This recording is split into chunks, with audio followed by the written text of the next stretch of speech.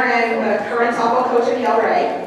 It's my pleasure to welcome everyone here today as we celebrate Coach Milardo's induction into the National High School Coaches Association National Hall of Fame.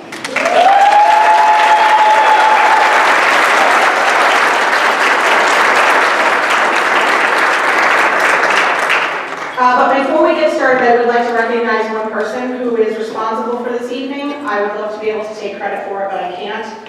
The newest addition to our coaching staff, Hale-Ray alumni softball player Missy Martin, is responsible for securing this venue, creating the website to order the tickets, creating our slideshow, creating the gear site that we have today, and managing everything from start to finish tonight. So I'd like to recognize Missy.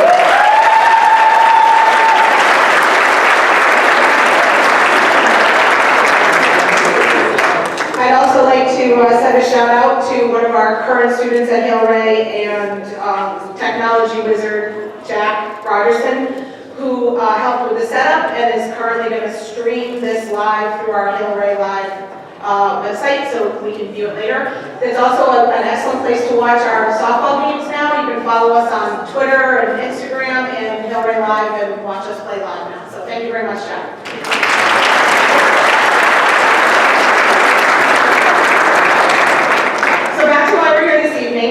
This honor is presented to the coaches across our nation to recognize their achievements in coaching, their contributions to their school communities and states, their years of service to high school sports, and most importantly, their unselfish commitment to young athletes. During your career, coach, you have become part of the lives of your athletes and have been instrumental in shaping their lives. You've taught them how to achieve excellence, how to overcome adversity, how to set goals, and how to be part of a team and help others. You are a role model they could look up to and learn from. Therefore, the National High School Athletic Coaches have chosen to honor and recognize you for this. It is our good fortune that you decided not to attend the official Hall of Fame induction in Sioux Falls, South Dakota in June. We are now all able to be here together with you and your family, congratulate you, celebrate you, and thank you for all that you've done for Hale-Ray Softball. Despite no longer being part of the day-to-day operations of the Hale-Ray Softball program, your influence is still felt on a regular basis. Your guidance and influence have helped shape one of the best softball programs in the state that has continued to maintain its level of excellence for more than 40 years. And since your career spanned more than 3 decades, we have representation here this evening from all phases of your career. I thought it important to highlight some of the reasons why the National High School Athletic Coaches thought it appropriate for you to receive this award. That way, all of us this evening, those of us that were part of your career from the beginning, and those that were part at the end, could all understand the breadth of your accomplishments. Here are some of your Hall of Fame-worthy stats. Overall coaching record, 552 and 149 over 31 years, which was held as the winningest record.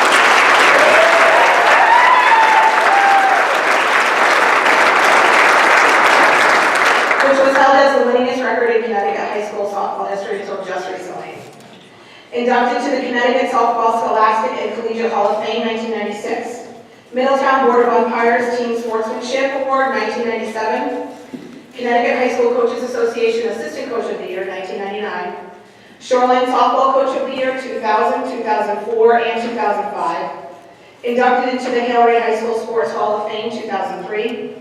Middletown Chamber of Commerce Certificate of Excellence, 2004. Connecticut Sports Writers Alliance Doc McInerney Award, 2005. Inducted into the Connecticut High School Coaches Association Hall of Fame, 2005. Regional 1 finalist of the National High School Coaches Association Softball Coach of the Year, 2002 and 2005. Inducted into the Middletown Hall of Fame in 2007. Your teams have won 4 state championships and 9 league championships. Your teams qualified for the state tournament 29 of 31 years with winning records. Your teams reached the state quarterfinals 21 times and the last 20 years in a row. Your teams have reached the state semifinals 11 times and the state finals 9 times, winning 4. Your teams have won 25 divisional championships and a 44-game winning streak from 2004 to 2005. And your team was voted #1 in Connecticut for all classes by the Hartford Courant in 2004. It is truly an honor to be here this afternoon to help recognize and celebrate your outstanding career. but most importantly to say thank you for all that you have done for Hale-Ray Softball. You helped set the path for excellence many years ago, a path that all those that have joined the Hale-Ray Softball family since strive to follow to this day. So please sit back and relax as we take this opportunity to share stories, memories, and laughs as we reflect on your Hall of Fame-worthy career. It is now my pleasure to introduce to you this evening Hale-Ray alumni, current Hale-Ray High School Athletic Director, former coach and teacher with Blue during his career, Marty Ritzak, to say a few words.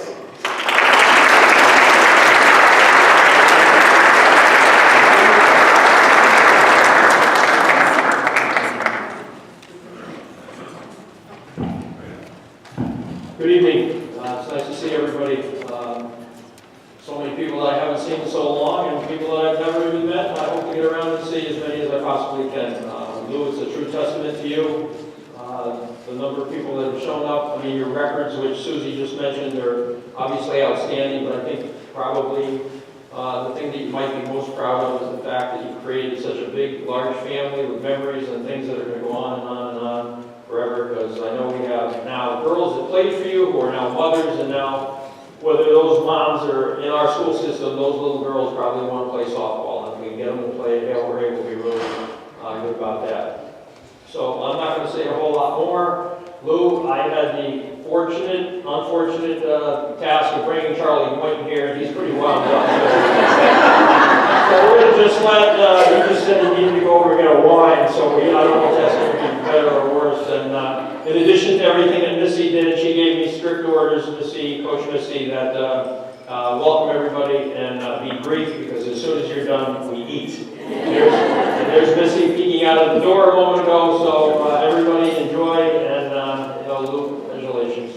Thank you.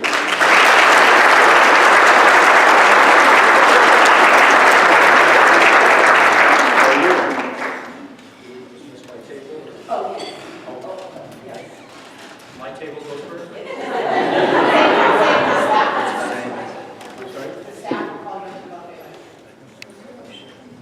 The staff will call you up on table.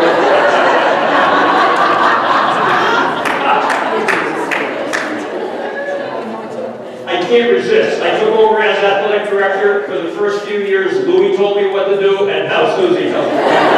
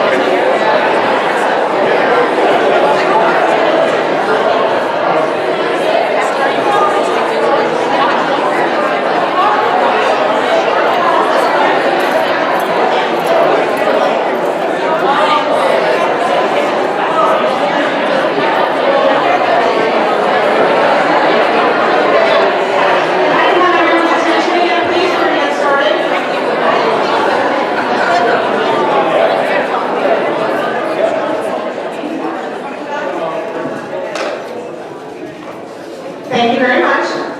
I hope you enjoyed your dinner and reminiscing with some friends and reliving some softball memories. On the table to my left here are some articles and pictures and trophies that people brought in this evening, so please take the opportunity to look through there. And if you didn't notice on the way in, we have a bunch of Hale-Ray Softball here on the table, so if you want to buy some stuff and come to our games and support us, that would be awesome. I would now like to introduce former athletic director, coach, and teacher at Hale-Ray High School, Charlie Boynton.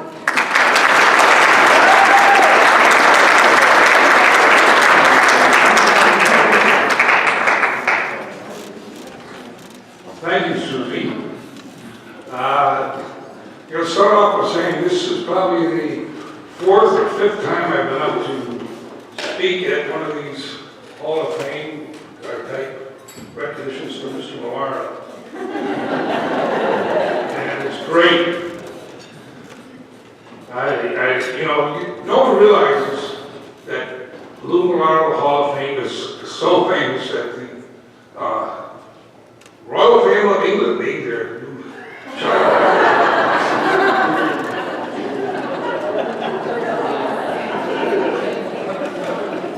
Well, on a serious note, who is Lou Milardo? Lou Milardo is a teacher and educator, a coach of many different teams, a leader, leading by example, a father, grandfather. Most of all, he is a true friend to me, to all you players and people and parents here in the room. Now, you don't know, years ago, Louie and I had the pleasure of traveling down to Florida to see the Navy. Took us down there, but usually it was all guidance teachers, but the guidance people didn't want to go this year, so Louie and I went down there. And the funny thing happened. We were rooming together, and Louie turns to me and goes, "Charlie," what? I forgot my eraser. So I said, "What are you going to do?" He said, "Well, I guess you got to go to the front desk. Like they say right here, if you forget anything, you go there." Louie goes to the front desk. He comes back and says, "Look what they gave me. A pink razor." So, next morning, Louie shaves, and I said, "How was it, Louie?" He comes into the room and says, "Oh, look, you got tissue all over." That's what being a friend really means to me, the guy. Now, there's also Louie the coach. He teaches players.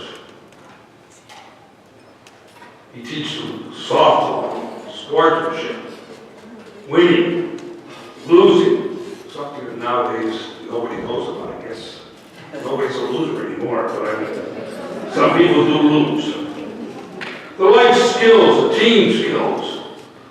Louie's teams have won numerous leagues, as we've already mentioned, numerous leagues, QVC, Shoreline, as well as many state championships. Louie's early years, as AD, a lot of things with Louie. He was the fourth, believe it or not, I started 3 years before him. But by the time he started coaching, I don't know what year it was, in the mid-70s, right? And there had been 3 coaches before Louie Milardo, believe it or not. But Louie was the first person faced with the challenge of competing in a league, competing to make state tournaments, and you've all heard all the things that Louie has done as a coach as far as winning and taking titles home. Then there was the old fields. Louie started out down at the town hall, that's a town hall now, at the old middle school, the old high school, and it was, the field he had was the old Little League field. It had a wooden backstop when he first started, but that was eventually we got a real backstop. And he had bleachers built, and he also had the first scoreboard down there. And Louie, I can look at Louie and say he's going to remember this. The only scoreboard I remember, I think it was it the ends that were backwards on the innings? scores when they hung up the letters, but it was innings, but they had the backwards, the ends were both backwards. Then he had to deal with uniforms. Back then, the girls were just starting to play. The uniforms he got, first of all, were yellow with blue. So the LA colors were blue and yellow. And of course, they used the same uniforms fall, winter, and spring. So his first uniforms were shorts. And I mean shorts. So the first thing we had to work on was getting knickers for him, which we finally did. And he had what we could call semi-softball uniform. Wrong color, but they were softball uniforms. No name on them, just a number on the front and back. And then, of course, one of the big problems back there in the old school, or the old school, was JV, varsity, junior high. One field. So we had to deal with that. One day, I remember, I've told this story before, that's why I said sometimes this might be a rerun. But I remember it was raining.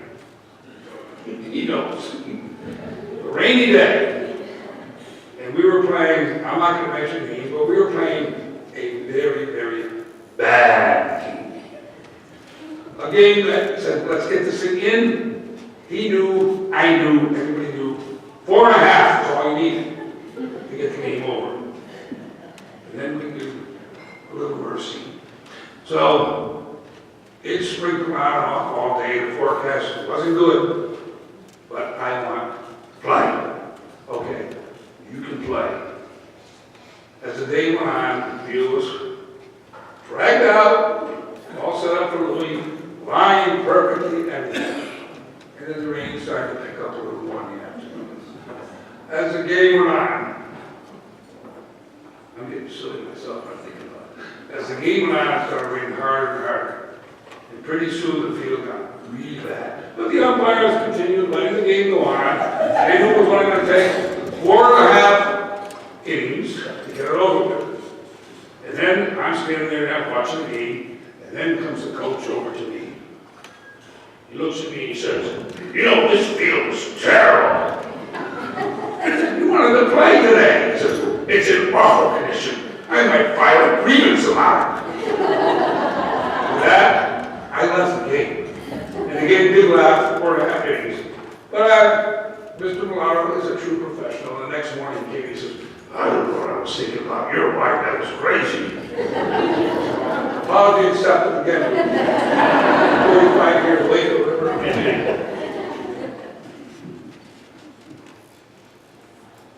I lost where I am now. Okay. Then he moved into the new high school. 2 fields. Dugouts. Electric scoreboards. Fences and eventually lights. Louis, you're utopia. But I have to say, congratulations, Louis. Another Hall of Fame, you deserve it. The program went from the basement to the penthouse while you were under your direction. Now I'm going to give you a reality check. Go into Dakota for a National Hall of Fame. I found out one thing, Louis. I really have to let you know. They're not going to put you up on Mount Rushmore. Good luck, Louis.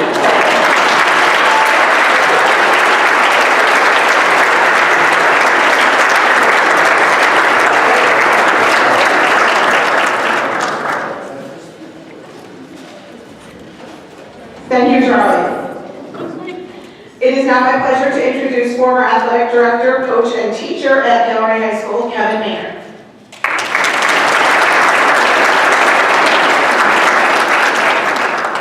Thank you, Susie. It's a wonderful turnout tonight. Congratulations to you, Lou, on this award, and also your family. Everyone knows coaches don't do these things by themselves. Many sacrifices from all parts of the family, missed suppers, delayed vacations, one-day weekends, not tucking kids in bed at night, the list goes on. I got the email from Missy about tonight, and it listed the people who were the guest speakers tonight. I'm a little confused. There were only 2 people listed. And the next day, I go to work talking to Charlie, and I says, Charlie, are we the only 2 people that are willing to go say a few nice words about Louis? And his response to me was, probably. I first met Lou in 1968. I was a senior in high school, and he was beginning his teaching career as a junior high math teacher. I always saw him in the hallways, but truth be told, he was really kind of geeky looking. Black glasses on, he was thin, didn't look much of an athlete. And there's actually a picture of him that comes up on the screen periodically up there.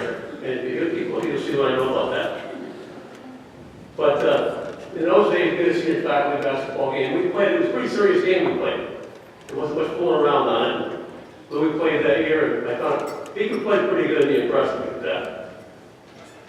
My next interaction with Lou was 7 years later, when I became the JV boys basketball coach at the high school. And Louis was starting his first year as a varsity coach. He was the JV coach a couple years ahead of that. And, my experience up to then was junior high soccer, baseball. But at the high school, man, it was way more intense coaching at the high school level. Of course, it might have been working with Lou that was so intense. And I'll tell you, he worked himself, me, and all the players hard. Because we all know you don't get better without a lot of hard work. And that's something Lou always showed through example. But he was always fair about that. In our first 6 weeks of practice that first year, he gave us 2 days off. Thanksgiving and Christmas. And I know that Joan and his wife and his daughters, Lisa and Michelle, they both insisted that have that happen. They know we want to practice on those days. And that's true story. We practiced 7 days a week. Had a lot to do, and he wanted to make sure it was all done. Over the next 4 years, we worked together, we became friends, and he taught me a lot. And we actually managed to work our way down to 6 days a week. Lou and I also worked for over 20 years together as in Teachers Association in town, spending hundreds of hours together working on stuff to benefit the students and teachers of East Haven.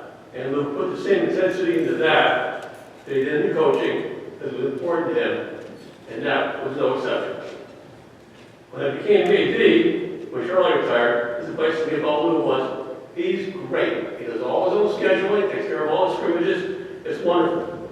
But he'll be a royal pain in your ass about his field. 4 words we ever spoken the first year.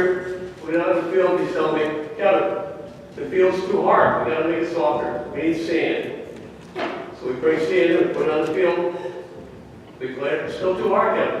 More sand comes in, turns into a beach. Push it off to the side and everything else. We got it better, but not perfect. Okay.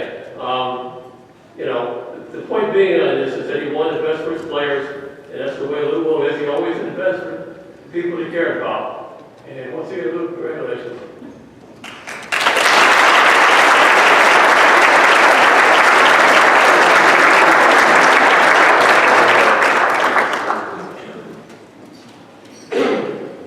Thank you, Kevin. It is now my pleasure to introduce to you Brisbane Banquet, Hale-Ray Softball alumni, class of 2001, and state championship pitcher, class of 2000 and 2001.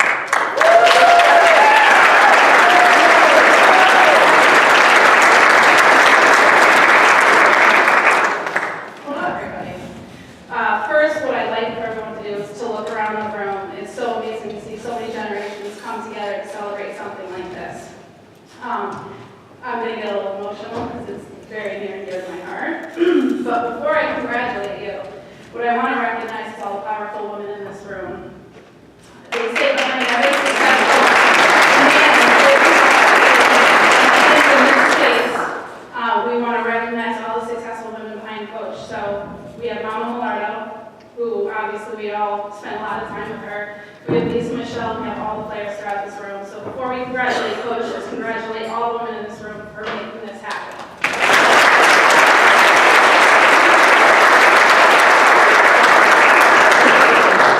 Coach, you are not just a great coach, but you are a special leader that has established a program that some may call it a cult, a place where tradition never dies.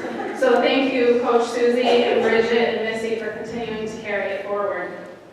Girls dream of having the chance to play for Hale-Ray Softball for Coach Milardo.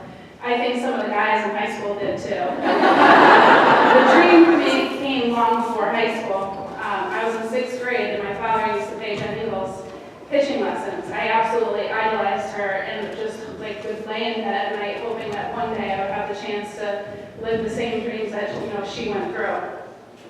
You created a culture that wasn't just about playing softball, Coach. It became part of your soul and it stays with you for the rest of your life. While those years were glorious, it was not always easy. You sure were tough. I'm sure you can remember a lot of the tough days and push and pull with a lot of players out there. There's a lot of stubborn girls that went to Hale-Ray Softball. I think some of us remember some things like, if you're on time, you're late. Drop and give me 20. I think you would tell me, if you don't start running faster, I'm going to make you run up the hill. But there's also, it stays with you forever. I use it at work today. Excuses are for losers. Sometimes people laugh at me and they say, hey, that's what my coach taught me, and I'm going to carry it forward for the rest of my life. You challenged each of us to be better than the last and accepted nothing less than that. And you truly invested in each of your players and cared for them like they were your own child.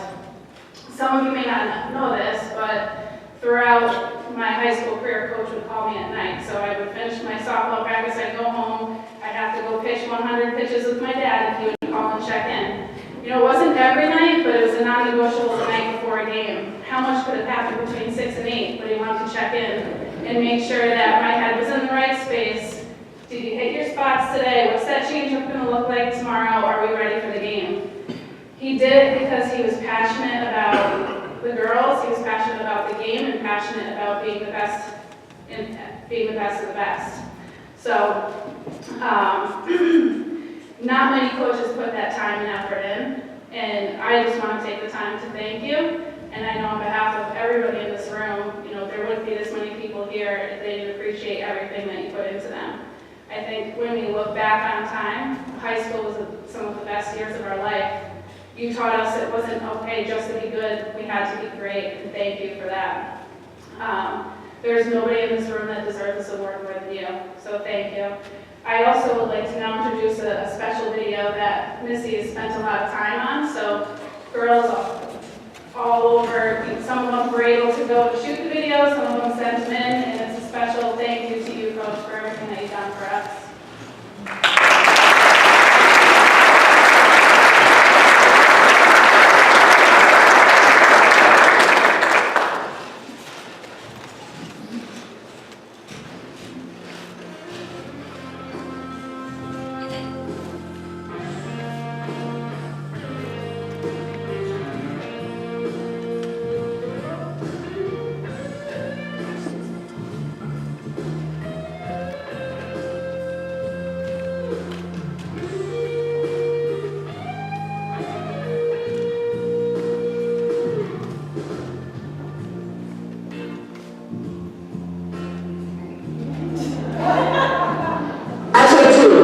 Either Woozy, you would call me Woozy, or Susie Vendetta. Ray Charles. My nickname was Magnanimous. My nickname was Woozy. My nickname in high school was Ledbug. My nickname was Wiggles. Twiggy. Junior. Welzy, or Ashy Patch. Scrubby. My nickname in high school was Gasolina. That's what Coach called me, and he made a great analogy at a sports banquet, how all the players on the team were a different part of the vehicle and tried to stick it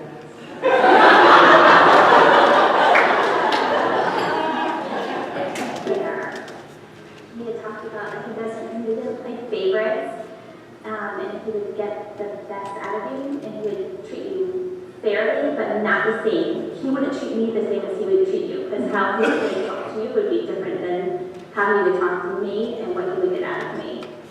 Classy. Compassionate. Integrity. Committed. Dedicated. Hardworking. Honorable. I would say determined. He was always, ready for whatever was coming. He was going to make his way through it. He was going to make sure we all made our way through it. He was really an excellent leader.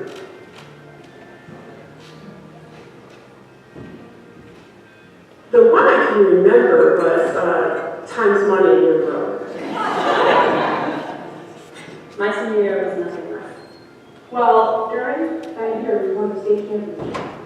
He made us, before every single practice, yell at the top of our lungs, excuses are for losers. And his line was, get on your horse, and he would always say, come on, little dog, let's go, little dog. This isn't the logo. When we were on Disney trips, we made sure to stress that it's not the logo or their softball. He needed us. We were running from first to second or second to third. It was, hurry up, Junior, take the refrigerator off your back.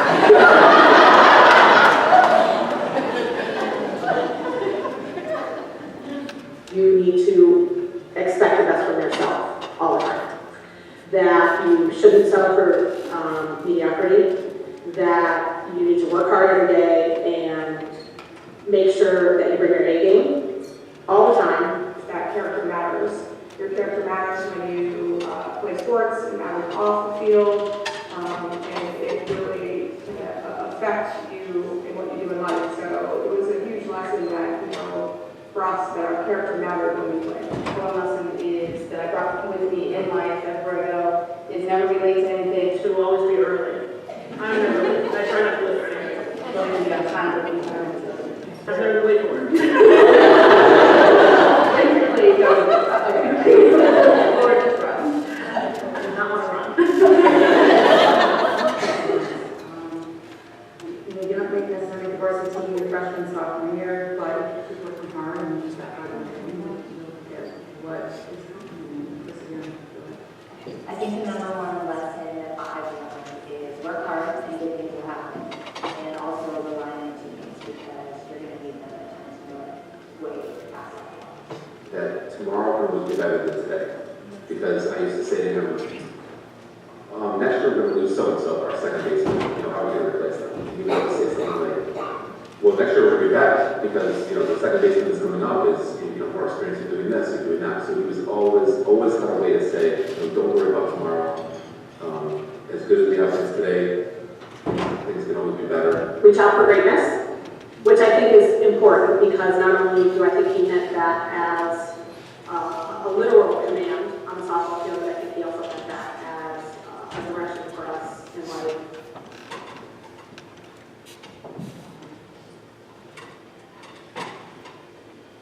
So my favorite memory is probably my hardest memory, and that is when we lost the state championship.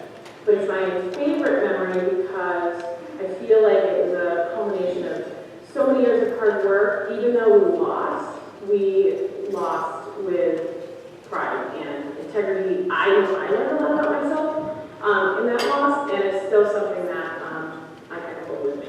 If you didn't come home to practice on Sunday and proof wasn't there, and you found out you had cancer, pretty much rocked our world. He went to the hospital to see Coach because we needed to see him with our own eyes. The drive up there and the room, that just to me was probably the happiest status. I'm emotional about it already. Mr. Garrity then took over. Yes. In his place, and I remember Coach Garrity but standing next to me, he goes, "I just got. What do I do now?" And I was like, "Oh God." How about you winning the state championship game my freshman year? Conference championship, my senior year, Virginia Beach, 1998. Directed band for one song because he looked like Richard Dreyfuss. This was a really popular movie, and so we asked him to come conduct us, and he did. I don't know, was the playoff game or regular game when there was a big thunderstorm, and we all, it came out of nowhere, right? We didn't have any time to move or do anything, and we all basically, there were dugouts that we were not used to having an actual dugout, right? So we huddled in the corner, and you're holding on to the chain link fence during a massive lightning storm. We were all so dying that day.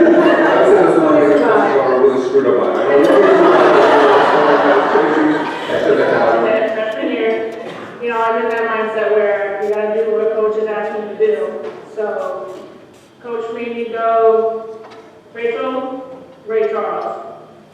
Go to the office, check your pen, check your pen. I called.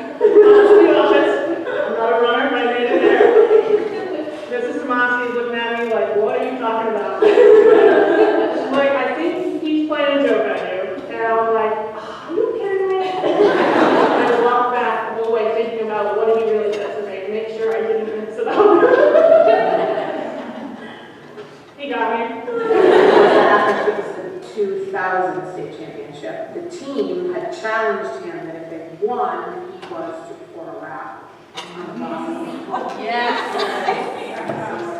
For speech, you don't know if you're going to win or not. So he had prepared. So on the way home on the bus, he was able to take his rap out. All of a sudden, we would just stand up and put his hand on backwards, and we would just rap. Everything was being ripped. And he would go, so he would sit up in front of his bus, and he would make a little rap, and then he'd stand up, and sound nice, you know, As we talked about, in this authoritative figure role, being able to let his guard down and make a connection because he knew it was important to his students and his athletes, and just really just make a fool out of himself. It was hilarious. It was heartwarming. You know, and it was really entertaining. He was born one day out there, and you're not allowed to say that. Don't ever say that. Don't ever say anything about bugs.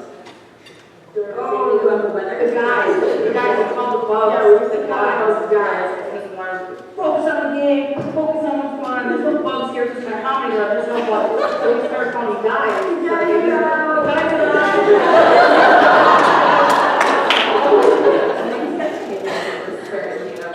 Really great memory.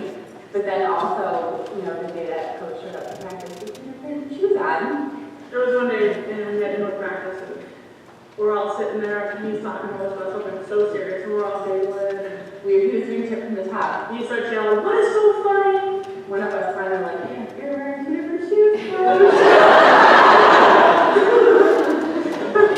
And he had some long-winded excuses why.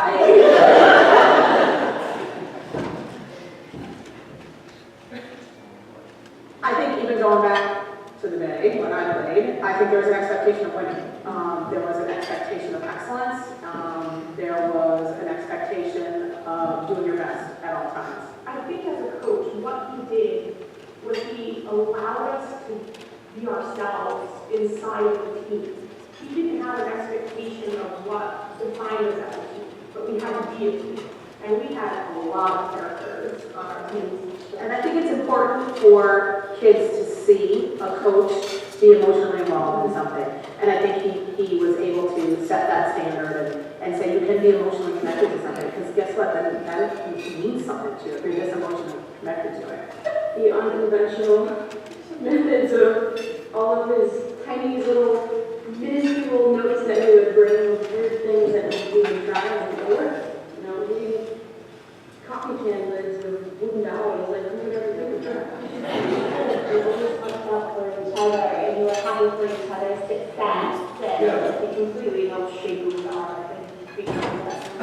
He held us accountable, he made sure that we, when we did things, did them right, did them on time, and focused on fun.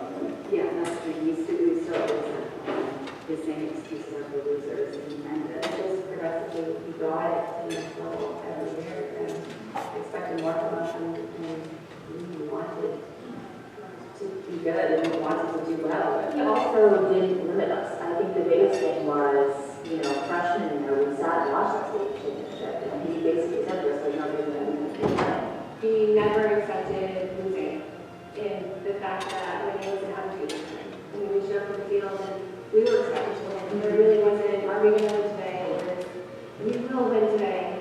And it was, you know, we're going to do the best we can and we will win.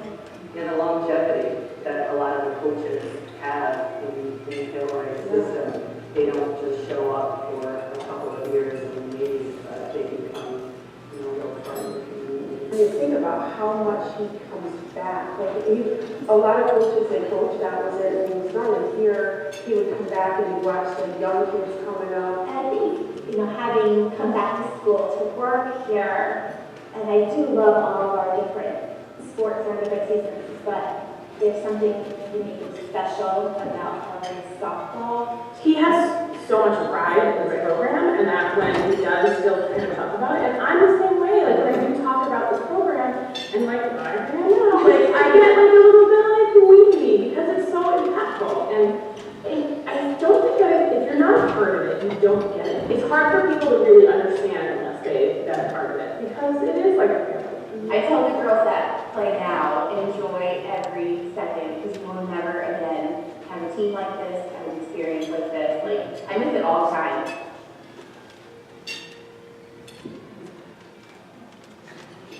Probably thank him for just being him for one, but also for looking out for all of us, for treating us like ladies.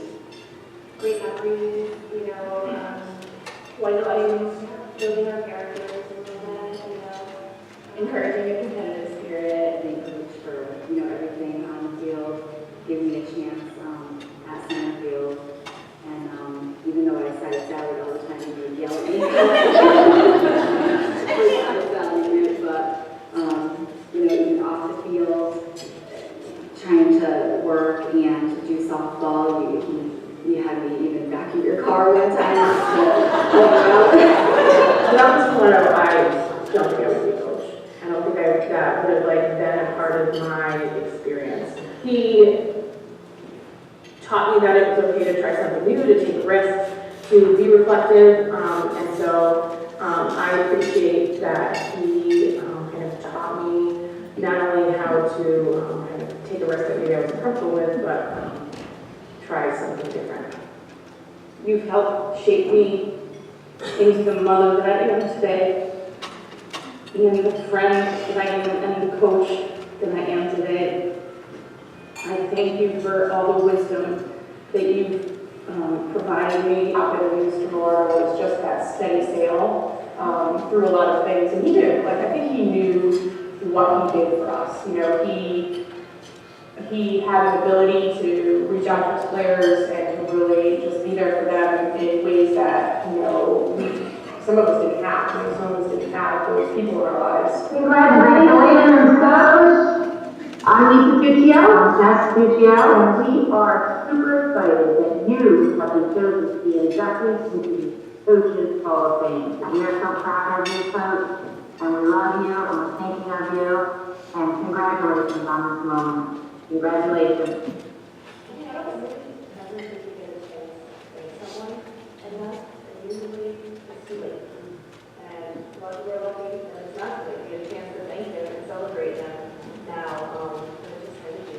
Thank you for everything that you did when you were coaching for us, and you did even to help us out after raising us the people that we are today. For always caring and always having that sense of humor that we really enjoy on the field and off the field and on the bus. Those are kind of really loving. I still look back at a lot of my high school softball memories, and I wasn't an all-around, athlete. I played softball. That was my life. Like, that's what I did. And he supported everything. He would come to my fall softball. He would come to our summer games. He came to everything, and a lot of my memories include him, and they're just some of the best memories still to this day in my life.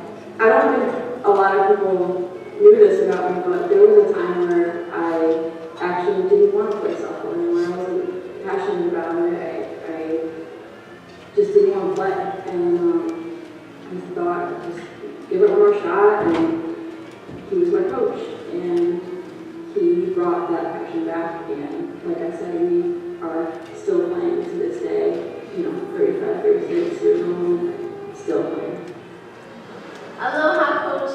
Today and every day I carry you in a very special place in my heart. I can't think of a person that's more deserving of this recognition. The time, love, and energy that you've committed to our community is incredible. It's just like the ocean, the ripple effect. You impact people that you don't even realize. You've helped me become the woman that I am today, and more so, the woman that I strive to be, bigger and better every day. As a teacher and coach, I carry your lessons that you've instilled in me and life skills on and off the field, to believe and achieve, to exceed expectations, and to expect greatness. I'm their #1 fan, and I'm also their #1 critic, because I know that they can exceed expectations, just like you did for us. Thank you so much for being the man that you are. I love you.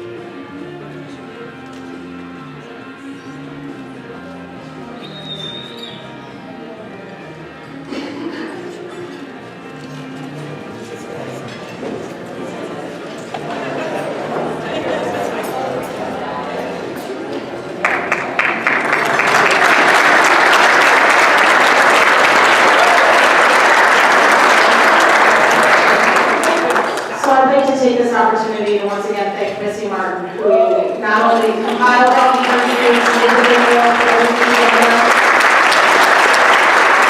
took all the time to put all that together. It was certainly memorable, and I really appreciate it. It's now my distinct honor and pleasure to introduce to you tonight National Coaches Hall of Fame recipient, Lou Milardo.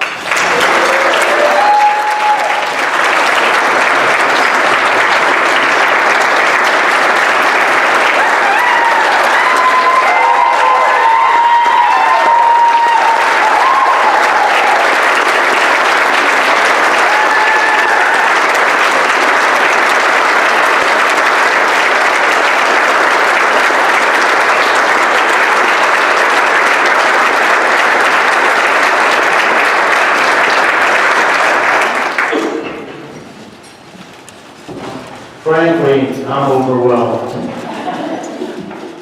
I hope I can give a speech that lives up to 1/10 of what's come before me tonight.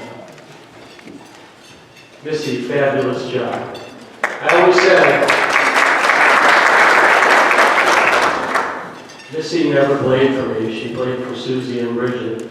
I always told her, I wish I could have coached you. Great job, Missy. Okay, well, is Bob Feliciano here? Bob Feliciano? Is he here? Anybody know if he's here? I guess he's not here. Well, who's Bob Feliciano? Well, Bob Feliciano was the coach of Southeast Tech. This was maybe 1984 or 1985. Susie Park, by the way, I'm going to call all the girls by their maiden names, because that's how I know them. Sorry. You're important too.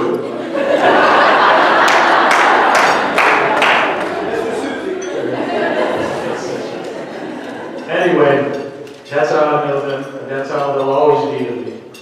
But anyway, Susie Parker was pitching the game, and the coach of Southeast Tech, Carol Parker and Dick happened to be there in the sidelines of the game.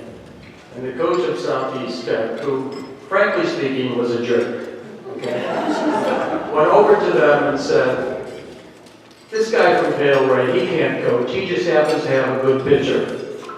So I thought maybe he'd be here tonight, but I guess he didn't get the memo.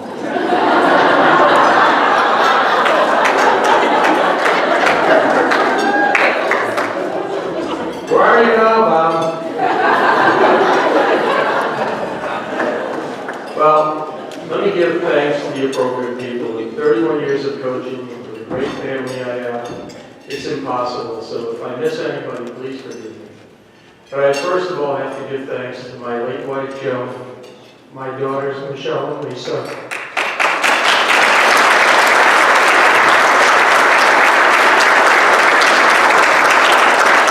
it's not easy to have absentee husband and father, but they dealt with it, and they turned out just great, as well as my grandkids. Okay, it takes a whole village to raise a softball team. So besides East Adam, I must be talking about Moods Village, right? Well, let me first start by thanking Vaj Parkas, volunteer assistant coach for 9 years. He only meant to do 4, but, you know, coach through Jamie's stay there. But he stayed on for 9 years. I guess he liked it as much as I did. We would divide up partition practice, this and that. He'd do the outfield, I do the infield. He'd do bunting, I do pitching. 200 batting practice, pitches every day. Anyway, he never said anything, and I used to say, is he happy? Is he enjoying himself? But that's just Bob's way, he's quiet. So I guess he enjoyed himself. He stayed for 9 years, and he retired when I did. Then I want to thank Chris Veronese. Chris taught our players about the U.S. currency system. He would handle the outfielders and hit fly balls that were uncatchable. So if you hit one over your head or one that you couldn't get, you'd say, that's a Hamilton, or that's a Lincoln. Well, a Hamilton meant you had to do 10 push-ups. a Lincoln Met, wasn't so bad. He only had to do 5 push-ups. And he really made our outfield so much better. And he took over for me the year I had cancer, and he did a very good job holding down the fort till I got back. And by the way, you players that year, you have no way of knowing how much your visits meant to me at the hospital and at my house. Fabulous.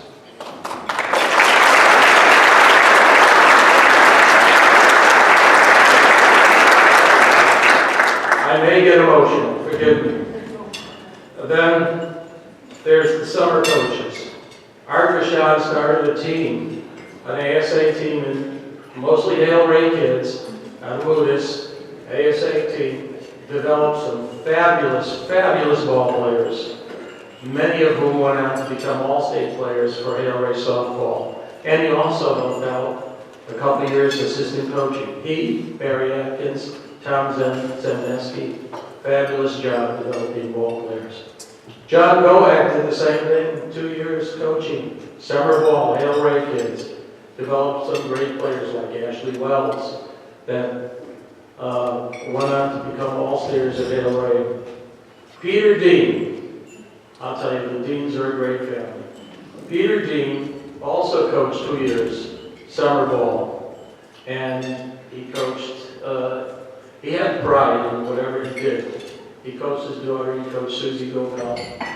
I couldn't coach in the summer, it was against rules, but I could plan for them. So I planned a tournament at Hale-Ray one summer weekend, and he, the day before, did not like the appearance of the field.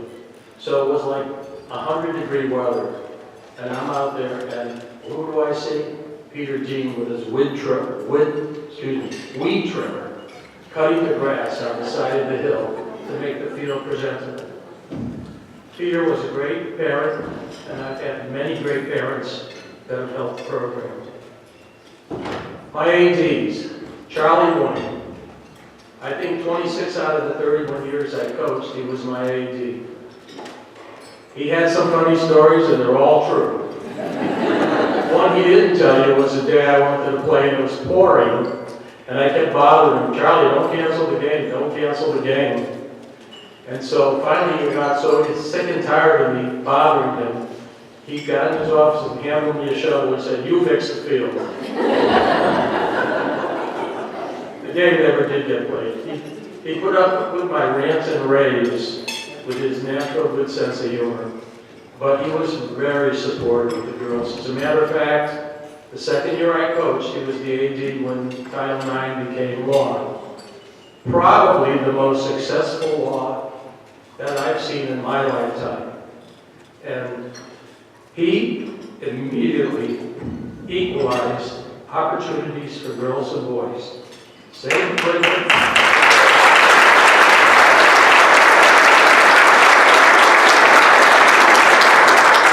Same equipment, same pay structure, same,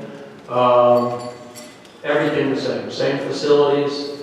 And I always felt we got kind of a head start on the other teams because not every school was so quick to react. But Charlie was ahead of his time. I also want to thank Marty Ridsack, Kevin Maynard for their support the last 5 years of my coaching career. Yes, I was a pain in the ass. But they put up with me and they gave me the tools I needed to succeed. Thank you very much, guys. Unbelievably, I have some umpires that came tonight.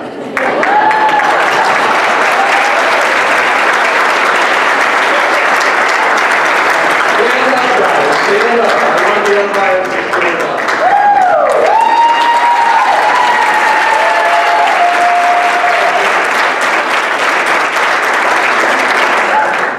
They're not the enemy. They may have thought I was the enemy, but they're not the enemy. And one of them, Hank Borokowski, has received many honors in his own right, and they're all great supporters of softball. Well, my coaching career for softball began in 1976. It was totally unplanned. I had just come off of coaching a very long basketball season. And basketball, coaching basketball, is tiring. It's exhausting. Plus, I was a math teacher, 5 math preps every day. Small school, we have 5 different preps every day. So, season's over, but I could rest, relax. So I'm coming to my room before homeroom in the morning. Who's waiting for me? Nancy Baker and Renee Dickey. Okay. Well, I was their class advisor. You know, what do they want? Maybe they want something. So I get there and Nancy Baker looks at me and says, "Will you be our softball coach?" I said, "Softball coach? Can't you find anybody else?" "No, we can't find anybody else, and our season starts in a week and a half. And if you don't coach us, we won't have a coach." With those sad eyes she's looking at me. I said, "Wow. Well, let me think about it for 24 hours, okay?" I think the next day, Baker got there maybe at 5 o'clock in the morning, waiting for me. She said, I said, "I'm going to do it for 1 year, just so you have a team this year. I don't want you to go without having a team. 1 year with your own. That's my promise. Do it for 1 year." I should have investigated further before I gave my answer. Because the next thing I did was, I went to Charlie Boyd and I said, "Let's see what you got for softball equipment." Okay. He handed me a duffel bag with a hole at the bottom. It had 3 beat-up softballs, 2 wooden bats, and no catcher's gear. No uniforms. The pay was a rousing $150. There was no assistant coach. There was a field full of sinkholes because they had put sheetrock in there and it was all deteriorating. Okay? So that was the state of the softball operation. Charlie knows this is all true. So first thing I had to do was borrow catcher's equipment from the JV baseball team. That was the first order of business. But the girls, by the way, in those days, this will come as a shock to the newer players. They have to line their own field, rake their own field. They have to do it all, fill the sinkholes in. And if you see some of the pictures from the old days, you'll see followers that are like snakes. But they did it, and they had a softball team, and they were happy. So, no uniforms. We had to start the season with sleeveless basketball uniforms. And it's, you know how cold it is at the end of March, beginning of April. There they are. I still have visions of Tracy Goodspeed in center field, running around with a sleeveless basketball uniform. Okay, in freezing cold weather. Anyway, about halfway through the season, Lois Baker was the secretary for the superintendent of schools, Jim Sullivan, who was a great guy. Sullivan was a great guy. Old-time administrator. We need more of them. Anyway, so she got into his ear and said, "Those girls need uniforms." So he bought uniforms. The wrong color. He got a deal, $200 for a complete set of uniforms. They were the same exact uniforms that Woodstock Academy had. And we had Woodstock on our schedule. So later on we have a game, and there's a girl that's from Woodstock that's caught in a pickle between third and home. So there's my third baseman with the Woodstock uniform. There's the Woodstock third base coach with the Woodstock uniform. There's my shortstop backing up with the Woodstock uniform. There's my pitcher backing up with the Woodstock uniform. There's my catcher with the Woodstock uniform, although she had shin guards on. And the girls running between all these people. And Donna Bogle, who was my third baseman, started tagging everybody. The Woodstock players. It's all true, folks. Can't make this stuff up. We got the girl out. And the year was successful because we went from the year before, 3-10, to 10-5. And we made the league playoffs. And the team was mostly sophomores. So, pretty good achievement for those girls. They were hard workers and they wanted to learn. They had no ego. They just wanted to learn. They quickly learned what it was like to be playing for me. Okay? First of all, I loved practicing in the rain, the snow, and the mud. Okay? I always felt it was an advantage to us if we were used to playing in those conditions and the other teams weren't. So let's practice. As long as we can go out there. I have a saying, the weather is always perfect on the softball field. Okay?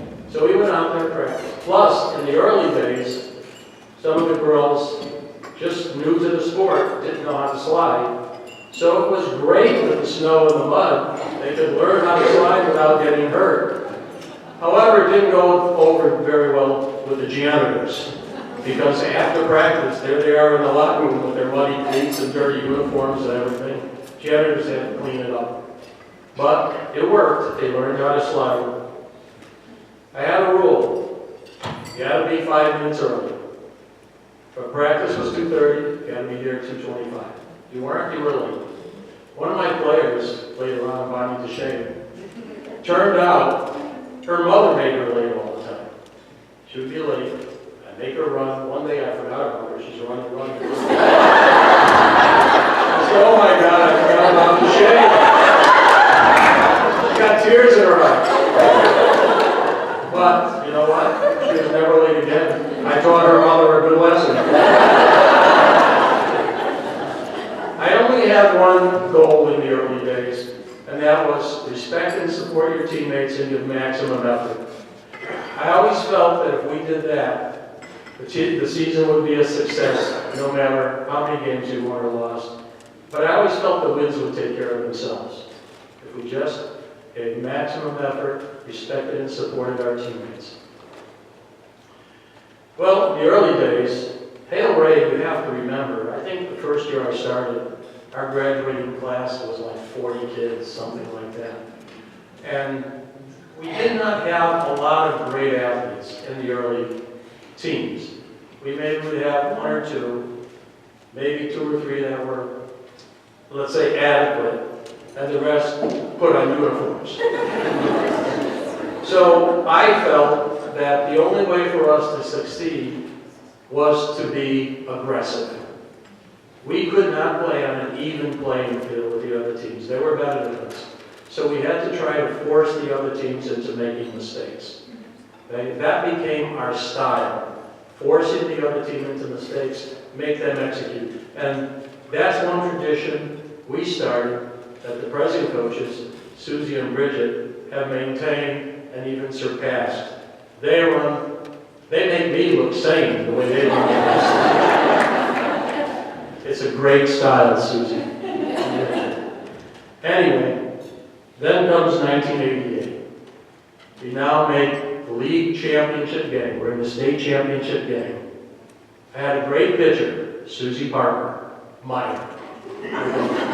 Susie Parker was the pitcher. I had a great catcher, Denise Allen, fabulous athlete. I had a pretty good right fielder, third-base player on the team named Lynn Jansky. Line drive Lynn. Okay? Line drive Lynn tore her ACL about 3 games before the league championship game. Okay. So I have to put in a new left fielder. Her name was Melissa Shumbo. She was a sub for a reason. Okay? So Hale-Ray, because we forced Putnam into making some mistakes, we had a 4-3 lead going to the bottom of the 7th inning, last inning, 4-3 lead. Here's the situation. There's 2 outs. Putnam, which later on became state champions that year. They were a good team. Had runners at first and second. There's 2 outs. There's a 3-2 count on the batter. So the runners are running with the pitch. Okay? Susie told me later on it's the most nervous she had ever been in her life. She makes the pitch. She doesn't want to walk the batter. She hits the pitch. Bang! There it is. The Putnam girl hits a shot. It's going deep. There's Shumbo going after the ball. And there's the ball. The ball's up here. Here's her glove. And then God intervened.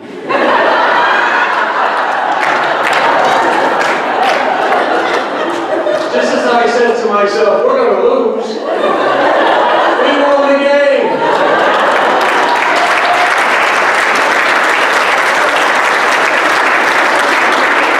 I don't know, it must have been a wind shear or something. How that ball, it was going over her glove.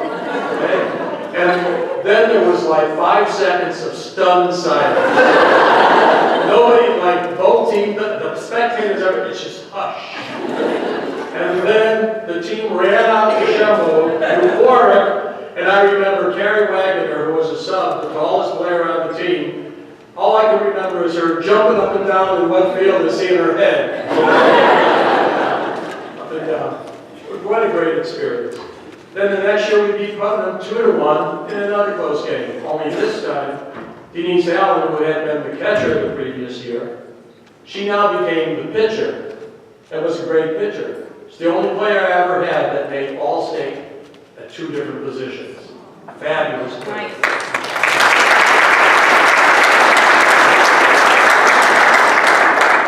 Then came 1984. It was a little bit of a precursor. Okay, we made it to the semifinals of the state tournament. First time we had ever gone that far in the state tournament.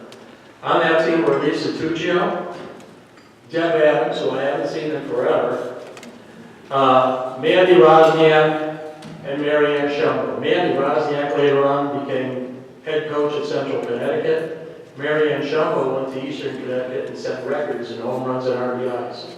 Okay? I had some fabulous players.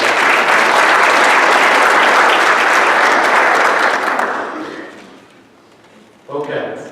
Then comes 1993, our first state championship. Okay. The year before, 1992, I went to the state championship game, excuse me, with Jen Ingalls. She went with me, she wanted to see it. And Jingles was my nickname for her, was probably one of my best boosters ever for softball. She would make posters the days of games. When she was a freshman, she was just a JV pitcher. Sophomore year is when she became the varsity pitcher. But anyway, she would make posters the day of games. She'd recruit girls to join the team. She'd convince players, our students, to come to the games. She was a true ambassador for Hale-Ray Softball. I remember one time we had a fundraiser, a chicken dinner, and we didn't make quite enough on the fundraiser to satisfy her. She convinced her father Bob to donate $150 to the cause. There's Bob right there. I guess he couldn't say no to his daughter.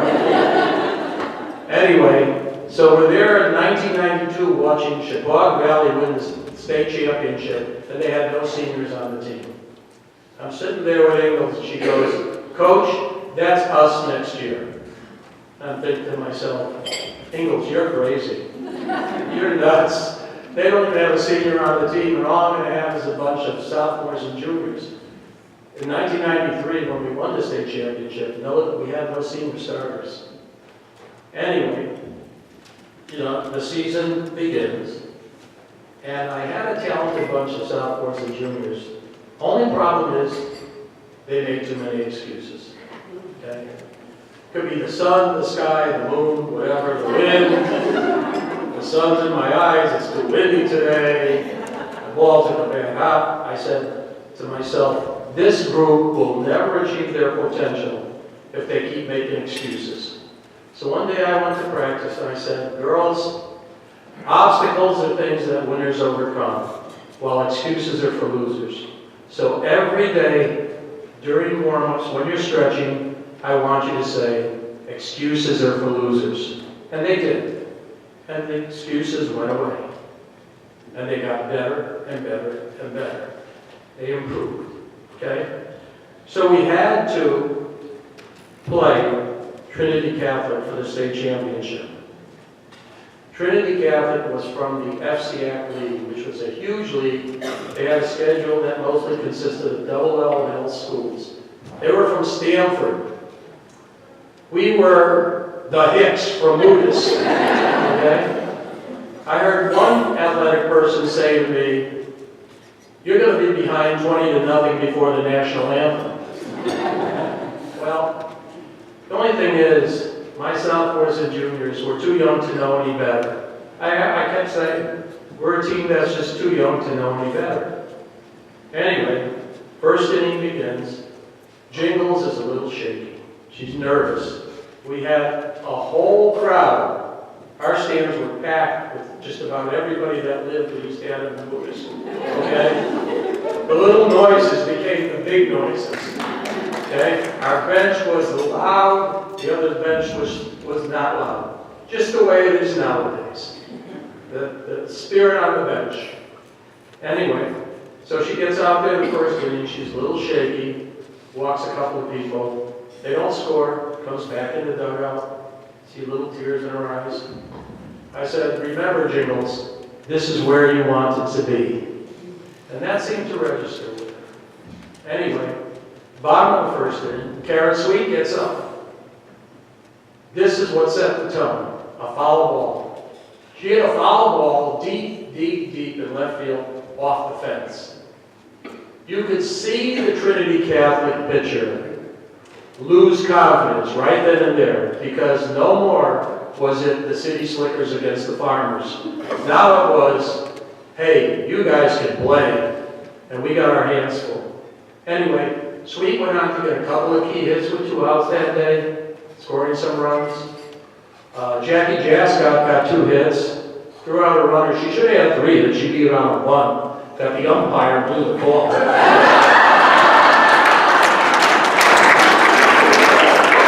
have 3 hits, threw out a runner.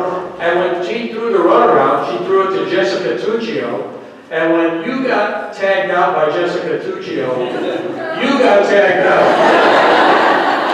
You walked away bloody and bruised. And you did not want to steal another base. That girl never did reach. She's still trying to reach second base. Great throw by Jascott, and a key part of the game.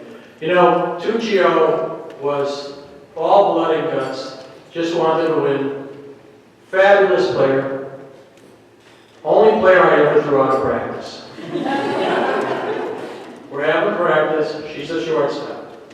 When there's a fly ball over the third baseman's head, the shortstop has to be the one to go over and get it. Am I right, Lucy? Yes, sir. Or Jamie, or the other shortstops that are in there? Okay. Well, I would get these little blooper dookie things over the third baseman's head in practice, and she couldn't get them. She said, I can't get those. I said, yes, you can. You can get them. Don't give up on them. Kept practicing. Coach, I can't get them. Tuccio, you can get them. Finally, I got sick and tired of her arguing with me. I threw her out of practice. Okay? Next day, she comes back. You know, we practice some more. About 2 or 3 games later, there's that fly ball. The other team hits it over the third baseman's head, a little dinky fly ball. And there's Tuccio running over and catching the ball. She catches the ball. She looks at me with a big shit-eating grin like, all right, coach.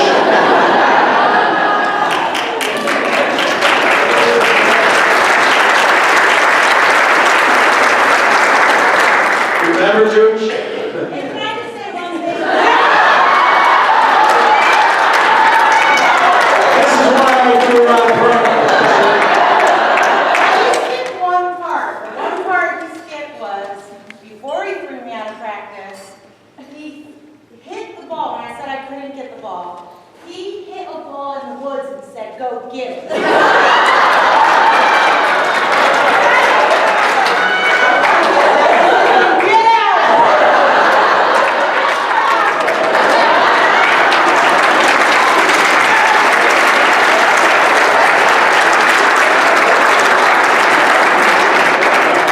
Somehow I conveniently forgot that. We had, starting that day, Jen Rowland, a freshman, center fielder, did a great job for us. We had Amy Tarpole, who agreed to move from second base to left field, unselfishly, to make the team stronger, to make Donna Baker our second baseman. We had Tina Oresco, Rose Pamphili, April Rich. They all got a bunch of hits. It was a team effort. And we beat Trinity Catholic 7-3.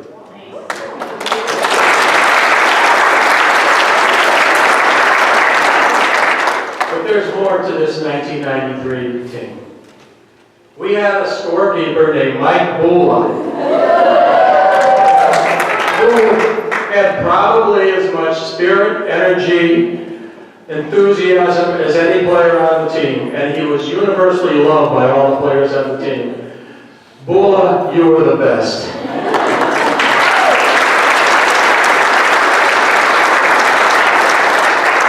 And one other person who should be mentioned. We had the greatest bus driver in the world. Yes. He's the late Steve Valentino.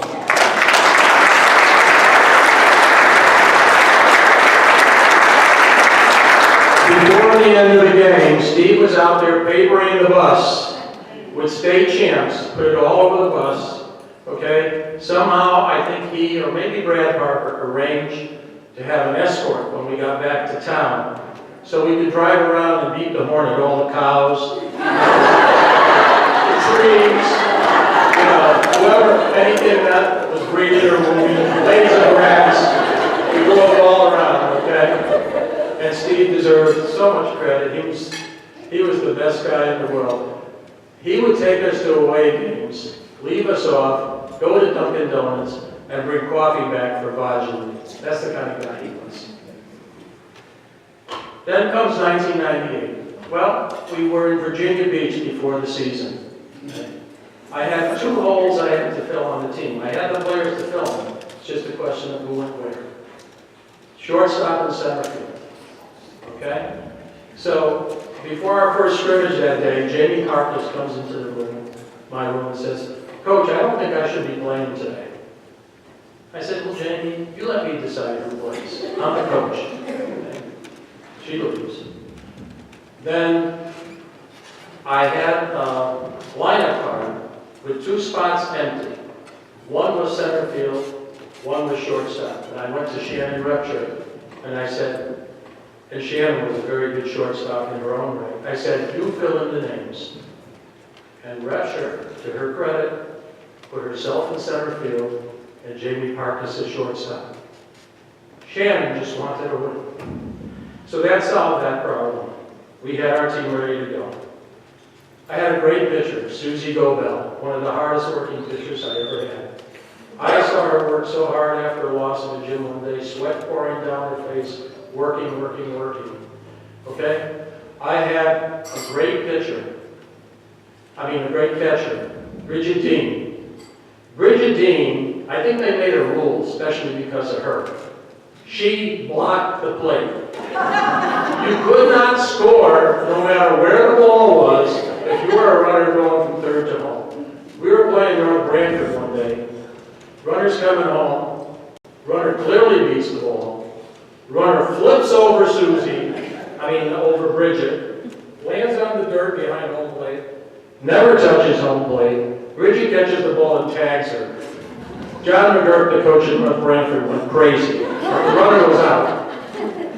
She was a little sassy though, Bridget. Her father, Peter, told her, "Don't you dare give Mr. Milardo any trouble."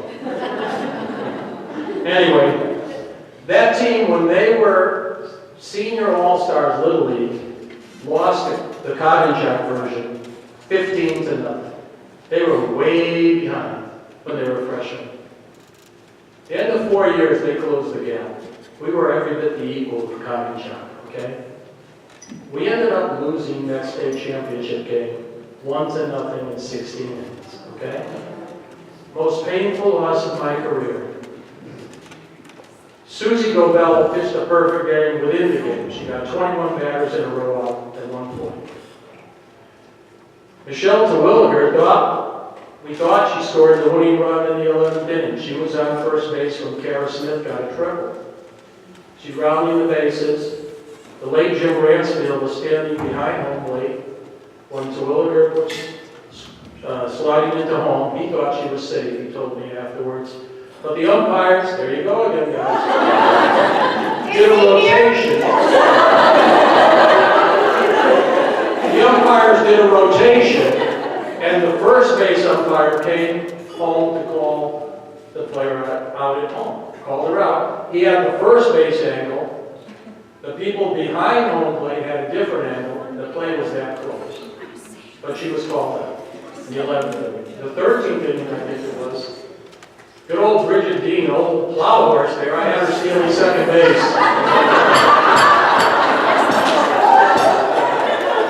I didn't care, that was our style. We had, it was tough to score. You could tell 1-0, 16 innings. I gave her the steal sign. I see her father, Peter, pacing all over the place. She stole second. Don't ask me how she got there.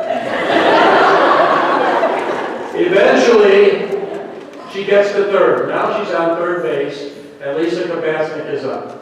We had trouble hitting the contract pitcher, Sarah Aragoni. She had a changeup, threw everybody off. One person that owned her, though, was Lisa Kabasnik.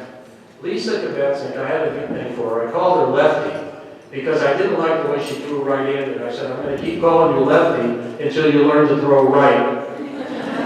Anyway, she hits a bullet. There's Bridget on third base. She hits a bullet so hard that the Coggeshonk pitcher couldn't react. It hit her in the thigh. Rolled toward third base. I said her only chance to get an out was to maybe get Bridget going home. But she decided to throw to first. Okay? Well, Lefty Kabasnik was never going to win the 100-meter dash. Great player, great kid, out by a half a step. We came quarter of a step. We came that close to scoring another run. Finally, in the 16th inning, Coggeshonk scores a run. Okay? They win 1-0. Most painful loss of my coaching career. Most painful loss for the team. I was never more proud of a team. The loss was so painful, Sarah Bishop wrote a poem describing her pain, and she called it 16 innings. You remember that, Sarah? Yeah. So, it was that painful. Anyway, I was never more proud of a team. In 2000, 2001, we won 2 state championships back to back, okay? I had in 2000 juniors, Brisbane Valancourt, Bonnie DeShane, great pitcher and catcher, all staters, okay? I had one problem though, Brisbane Valancourt, Bonnie DeShane.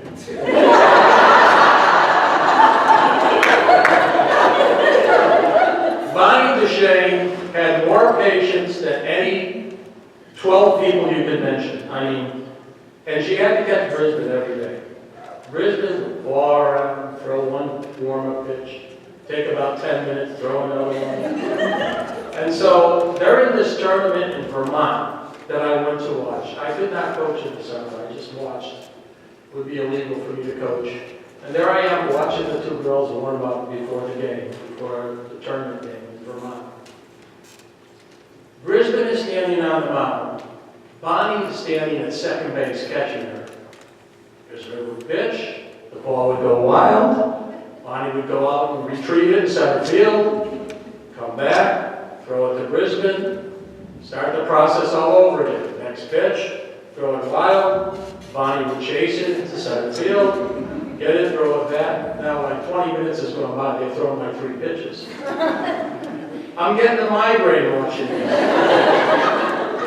So now, they finally come in, they're done. I said to Bonnie, why didn't you stand with your back to the backstop? She said, Coach, I was getting tired of hopping the fence.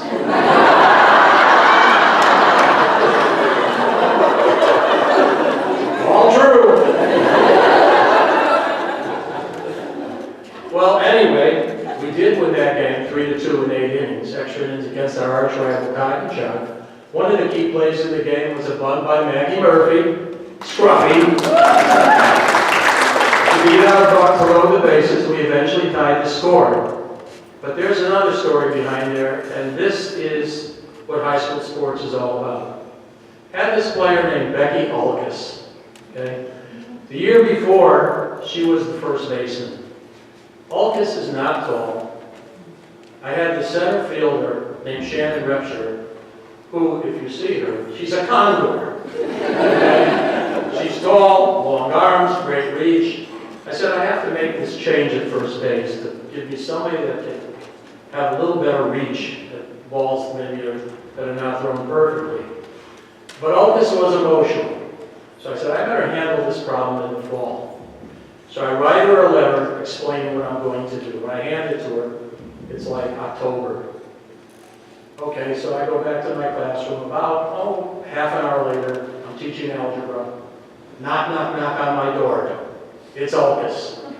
She got tears in her eyes, and she says, I will never play softball for a coach like you. Okay. What am I going to do? I'm back to teaching algebra. Okay. Then, it's February, the season's maybe a month from starting. Knock, knock, knock on my door. It's Ulcus. Okay. Says, could I still play softball? I said, yes, Becky, the season has started. You were never really officially off the team. Yes, welcome. Okay. Season starts. I try to give Ulcus a shot at designated hitter. She's not hitting. Oh, God. So now I had to bench her. Okay? From starting first baseman to DH to bench. But I noticed when she was on the bench, something changed in her. Her attitude went from, let's say, 3 or 4 to 10. There she is cheering like crazy for her teammates. Every time something good happens, she's cheering, she's jumping up and down, she's got spirit. Her attitude was fabulous, and I couldn't help but notice. At the same time, I wasn't pleased with my play at third base. So I said to myself, I'm going to give Ulcus a chance. Okay? So I put her at third base. It turned out to be her most natural position. Perfect throws to first base. She starts hitting the ball. She's playing very well. She's leading the team. She's helping the team. She gets us to the state championship with some of her key hits. 8th inning, scores 2-2. Ulcus leads off the inning with a base hit. She eventually makes it to third base. And with 2 outs, she scores on a base hit by her replacement, Shannon Rector. And her mother gave me a picture of her jumping on home plate with Rector's bat next to home plate. That's what high school sports is all about.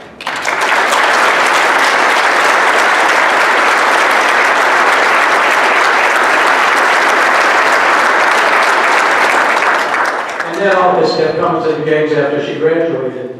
Love you, Coach. Love you too, Becky. Then, of course, 2001 had a fabulous team. I had 4 All-Staters, if memory serves me right. Brisbane Valencourt, Bonnie DeShane, Lindsay Cobb, and Amber Crowley's. Okay. I had $1 million infield. Danielle Zemaneski at third base, Jamie Parkas at short, Lindsay Cobb at second, and Nikki Vachon at first. In order to get to the finals that year, we had to beat Granby in the semifinals.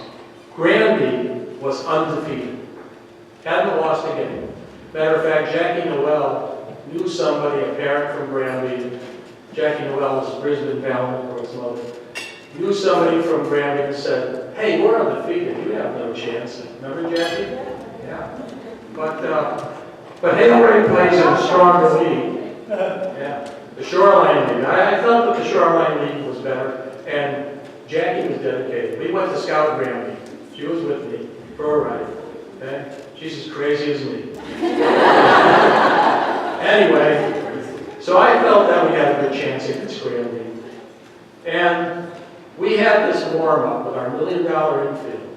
That ball was in zip, zip, zip, zip, zip, zip, zip. That ball was flying. The speed of the ball during the infield was just, and I was hitting shots at the players. They're catching it, they're winging the ball. I saw the Granby coach put his head down.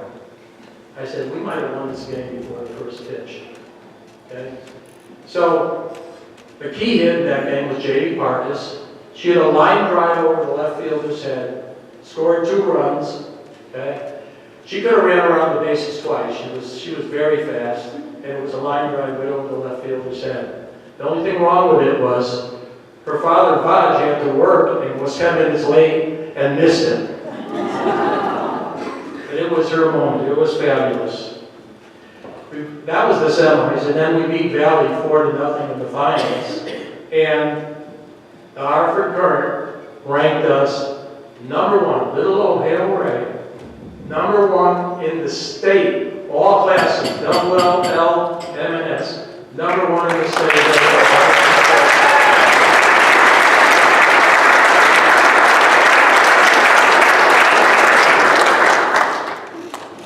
2004 was our perfect season, 26-0. We should have been #1 that year too, except there were 2 or 3 other undefeated teams. And of course, the sports writers would always give the benefit to the larger schools, okay? Anyway, I have 5 All-Staters on that team. Jenny Anderson, Angie Atkins, who was probably the best defensive outfielder I ever had, Danielle Zemeneski, Rachel Denny. Rachel Denny was what I call the Rhodes Scholar softball player. She just had a natural instinct for the game, always making the right play, always doing the right thing. And her father, Bill, was great, because every time I gave her 20 push-ups for a pass ball, he would laugh. He thought it was the best thing in the world. And then I had the pitcher, Sam Morris. Okay. Sam Morris was a freshman in my study hall. She was in there with a bunch of other freshmen that year. And near the end of class, the girls started asking me softball questions. Some of the girls were going to join the team. And Sam says, Mr. Milardo, I'm thinking about playing softball. I said, Sam, have you ever played softball? She said, no. And she was a big girl. She said, I'm thinking about playing basketball or softball. I said, well, you got good size. Maybe you should consider basketball. And she said, well, my father said I can only play one, either basketball or softball, and I'm not sure what I want to do. Most of her friends were going to play softball. So the family, the father was a professor, they were not really sports-oriented people. Okay? They thought 2 sports would take away too much of their time. So I said, well, there's no way you could play a field position because you have no skills, you haven't played this sport. You probably can't hit it all. Maybe I can make you a specialist, make you a pitcher. Come down to the gym this afternoon. Let me see how well you throw overhand. So she came down to the gym, and I fully expected to say, Sam, go play basketball. And this is over. She comes down and she's throwing the ball overhand to somebody else, and I'm saying, wow, this girl has an arm, and she has size. So, Sam, if you really, really want to try it, maybe you could become a pitcher with a lot of hard work. Okay, so she decides to play softball. First day of practice, I show her a few things about pitching. First pitch almost hits her in the foot. Second pitch is hitting the ceiling, left, right, this and that. Said, what am I doing wrong? I said, Sam, nothing that 10,000 pitches won't cure. Yeah. Sam was very smart. You could almost see it register in her head when I said that. So to her, it was just a function of how hard you practice. Okay, her freshman year, she's on the JV team. Hardly pitched at all. Just couldn't even come close to throwing strikes. She pitched a little bit on the sideline, give her a few innings in right field, something like that. That winter, her professor father, who didn't know a softball from a tomato, okay, and they had a dirt basement. They dug a pitching tunnel out in the basement with cinder blocks and everything, reinforced, and she pitched all winter long. Okay? She had like a rug she would throw it against at the end. Next year she pitched a little bit of JV. We were able to give her a few innings here and there. That winter, again, in the pitching tunnel in the basement, all winter long. Pitch, pitch, pitch. By her junior year, she was varsity ready. She was good enough, but she had to wait her turn. I had a senior pitcher named Mickey Vachon who was an all-state pitcher. And so Sam was number 2 on the team. She had to wait. But she never complained. She knew her place. Finally, Mickey graduates. Sam is now the number 1 pitcher as a senior. She leads the team to the 26-0 record, just by the strength of her own determination and practice habits.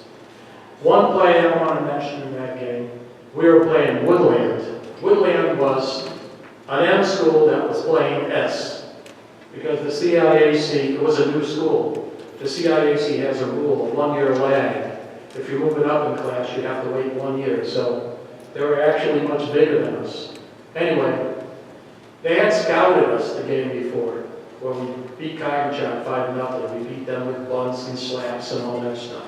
So Woodland thought they had the book on us.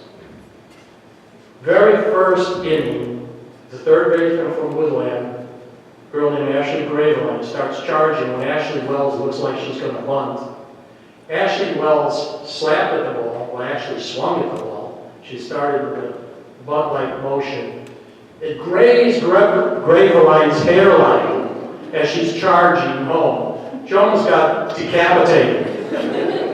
That was the last time any Woodland player charged the plate, but it looked like we were going to bunt the rest of the day. We beat them 4-0, and we won the state championship. Finally, my last game in 2006. Another heartbreaker, we lost 1-0. Our motto that year was small but mighty. I had all these little kids, okay? And they played well. Brittany Hebb pitched a great game. I had Ashley Wells on that team, Robin Zemeneski, two All-Staters as well as Hebb. We thought we had the game won. We were behind 1-0. We had second and third. We thought we got a base hit to score the 2 runs. But the runner was just out by a hair at first base. So we lost 1-0. I was graduating 5 seniors. And I said, that's it, Lou. You don't have the energy anymore. I was 62 years old. You don't have the energy anymore to keep this program going the way it should be done. The fundraisers, the traditions. If anybody thinks when you coach that your season starts on the first practice and ends on the last game, you're crazy. It's a full year-round commitment to do the thing right. And I lacked the energy to do the thing right. But I had peace of mind. I knew I had 2 potentially great coaches waiting in the wings, in Susie Parker and Bridget Dean. So I had that peace of mind. And they have managed to keep the program going. It would have killed me to see the program deteriorate. They have managed to keep the program going, have even added more traditions. And I just want to show you one thing. There are several players here that played for Susie and Bridget that never played for me, and they're here. Stand up, girls, if you played for Susie and Bridget, but not for me.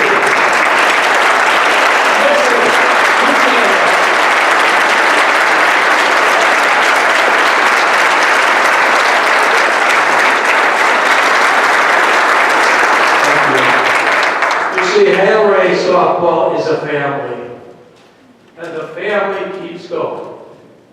And Susie and Bridget have done a fabulous job doing that. So now, I just want to thank all the parents for being so supportive, all the players for being so wonderful. I had a player like Christy Hale, who bought me flowers like 5 years after she graduated, before every state tournament. I had players like that, okay? It was a wonderful place to coach. I saw other parents pick on their own players, yell at umpires. I'm sure the umpires will agree with me that the fans in Buddhist are among the best in terms of how they comport themselves. It was a wonderful place to coach, okay? Now, last question. What makes a Hall of Fame coach? If you fit any of the categories I'm about to mention, I want you to stand up and stay standing, okay? If you were ever a league all-star, first or second team, stand up.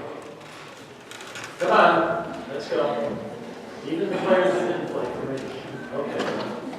If you were ever on a league championship team, stand up. If you were ever an all-stater, stand up.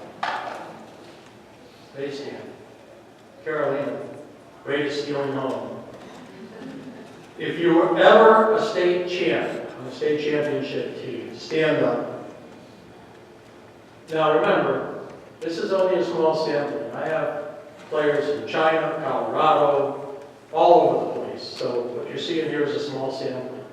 So what makes a Hall of Fame coach? The answer's pretty simple.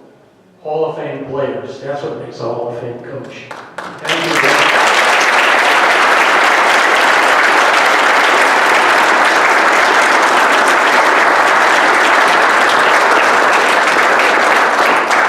Finally, I have just one last request. I want to, of course, thank everybody involved in this evening. I could never have envisioned in my wildest dreams how wonderful this evening was. But I have one last request. Go see a Hale-Ray Softball game. Watch the team, watch the coaches, watch the spirit, be a supporter of Hale-Ray Softball. You will not regret it. Thank you.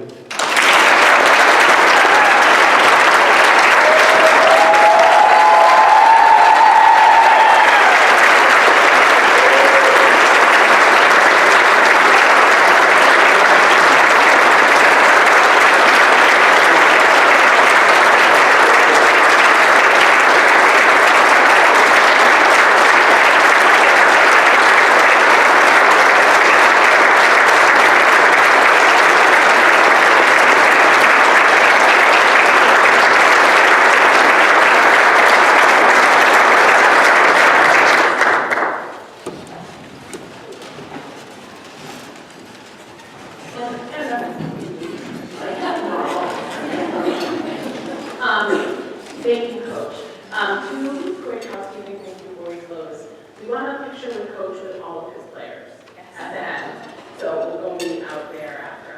Also, after I close, we're going to show you the bloopers reel. So, today we have the great fortune of getting together to look back, to smile, to laugh, to reminisce, while we get the chance to honor a person who has truly touched our lives. I think each of us could honestly say that our lives would be very different if it wasn't for Coach. So, thank you, congratulations, Coach, and one last cheers.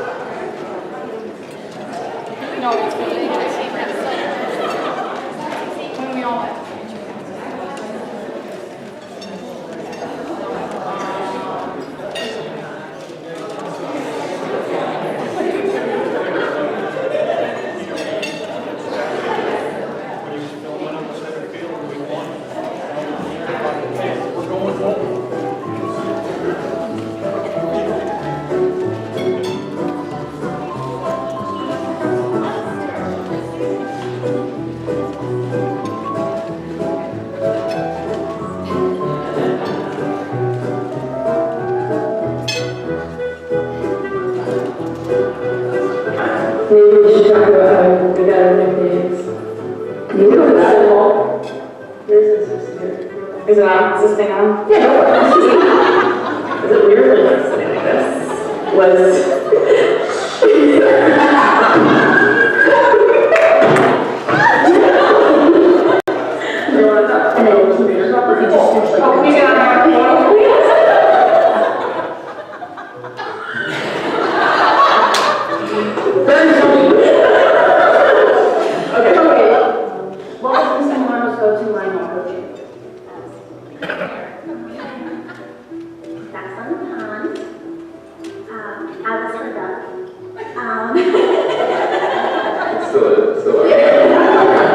What was your first impression of Mr. Milardo? I was with 26 girls, what did you do? One, two, three, go, and then... So, alright, so what was the question on this one? 1, 2, 3, and then we say? 1,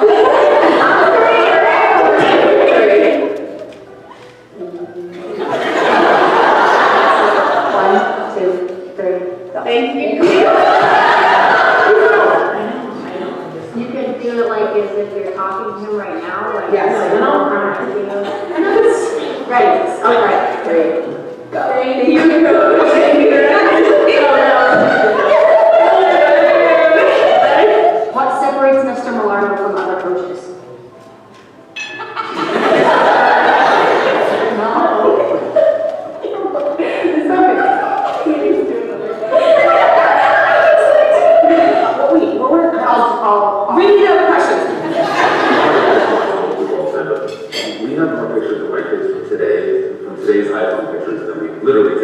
then we have a mind fire.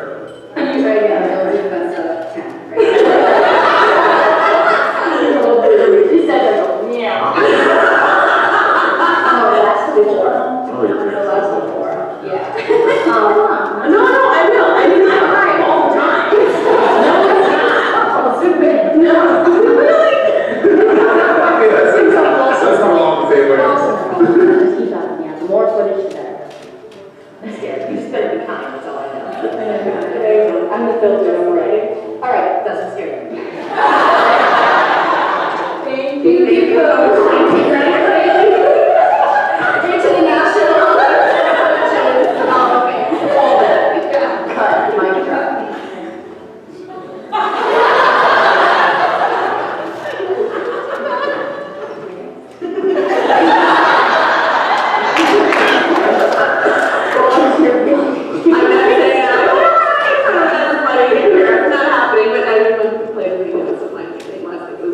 Also the name of the pitching machine. I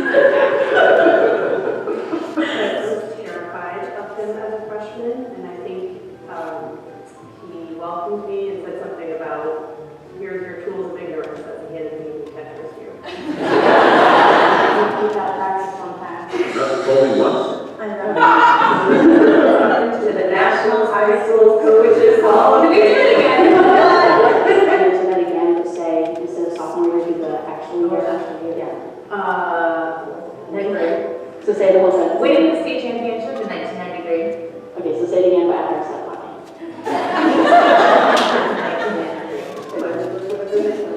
Okay, so I'll just re-ask it and then you guys do that.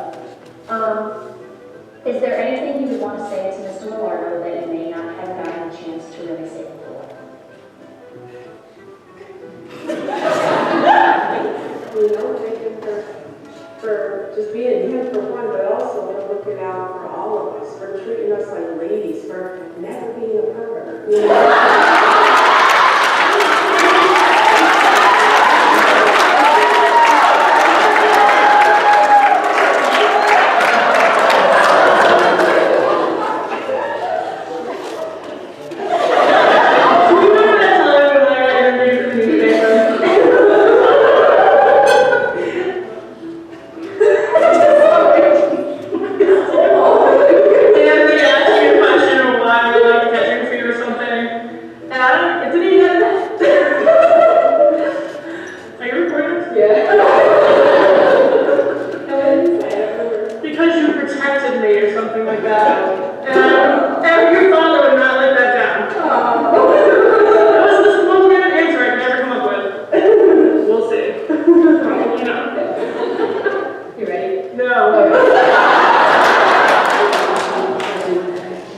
What's that? The unconventional methods of all of his tiny little minuscule notes that he would bring, weird things that we would try, and it worked. You know, hitting coffee can lids with wooden dollies, like who would ever think of that?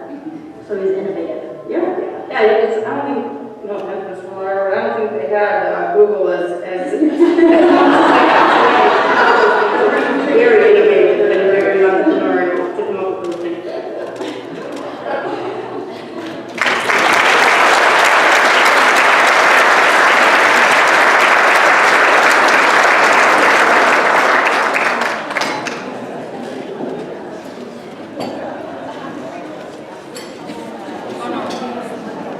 Thanks everyone for coming, and if the players and coach can meet outside on the patio, we'll take pictures. Thank you.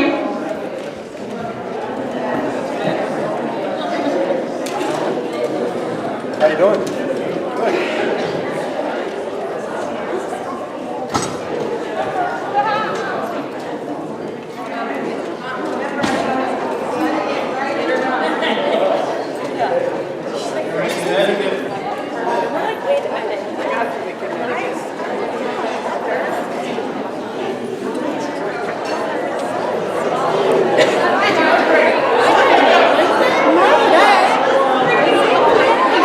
Good.